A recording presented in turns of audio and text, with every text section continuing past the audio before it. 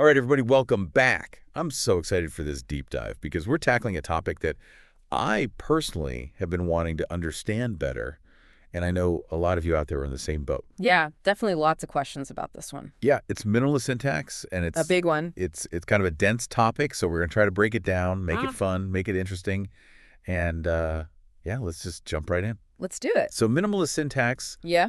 it's a theory in linguistics, Uh, and I guess like my first question would be, what is it trying to explain? Like, what's the big picture here? so the big picture is that it's a theory about how our brains build sentences. So syntax is the study of sentence structure.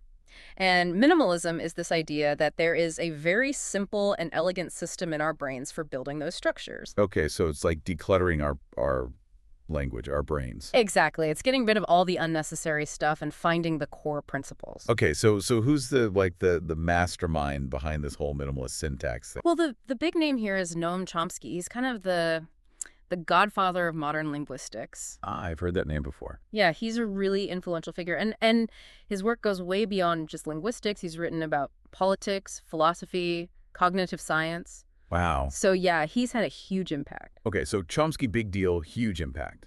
But how does this minimalist syntax thing actually work? You say it's simple, but building sentences seems pretty complicated to me. Right, well, think about it this way. Imagine you have a Lego set.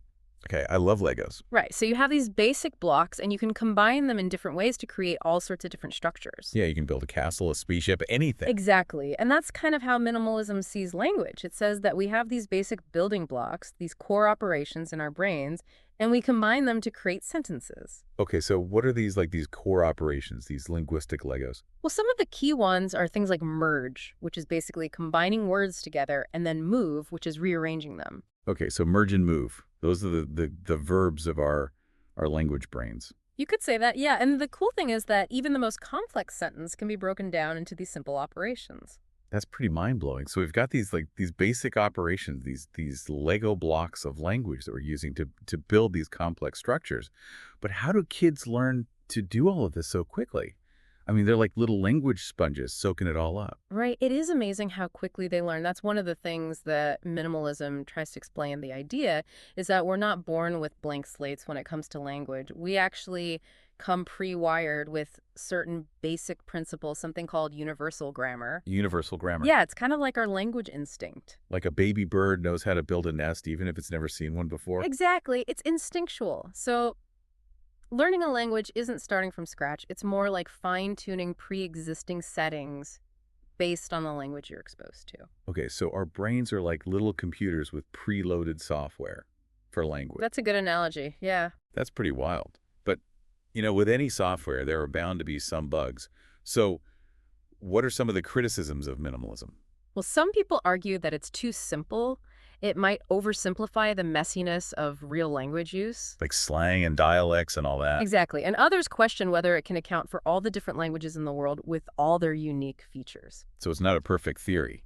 No theory is, but it's a really powerful framework for understanding language. So where does the evidence stand right now? I mean, are there actual studies that support this minimalist idea? Oh, absolutely. There's a lot of evidence from different areas like child language development, cross-linguistic research, even brain imaging studies. Wow. Okay, let's break that down a little. Yeah. So child language development, what have they found? Well, they found that kids, no matter what language they're learning, seem to acquire certain grammatical structures in a pretty consistent order. This suggests that there might be some underlying universal principles guiding their language development. Like a built-in grammar timeline? Yeah, something like that. That's fascinating. And what about the cross-linguistic research? What does that tell us? So researchers have been looking at different languages, and they found some fascinating patterns that point to common underlying principles. So even though languages seem wildly different on the surface, deep down there might be shared structures at play. So it's like all these languages are speaking different dialects of the same universal grammar. You could think of it that way, yeah. And you mentioned brain imaging studies, too. What's going on there? Well, they're finding that our brains process language in ways that align with minimalist predictions. Certain areas of the brain light up when we process grammatical structures. And these findings are consistent with the idea that there's a specialized system for syntax in our brains. So it's not just some abstract theory. Yeah. It's actually observable in the brain. That's amazing. It really is. So what's next for minimalism?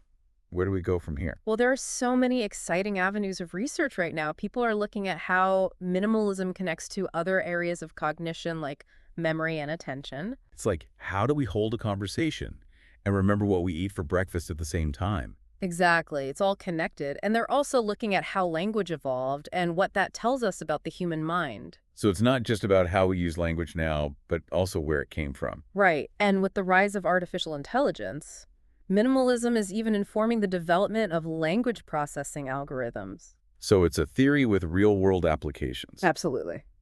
Wow. I feel like I've just gotten a crash course in the evolution of how we think about language. Well, I hope it's been an interesting one. It has, absolutely. And, for everyone listening out there, here's something to think about.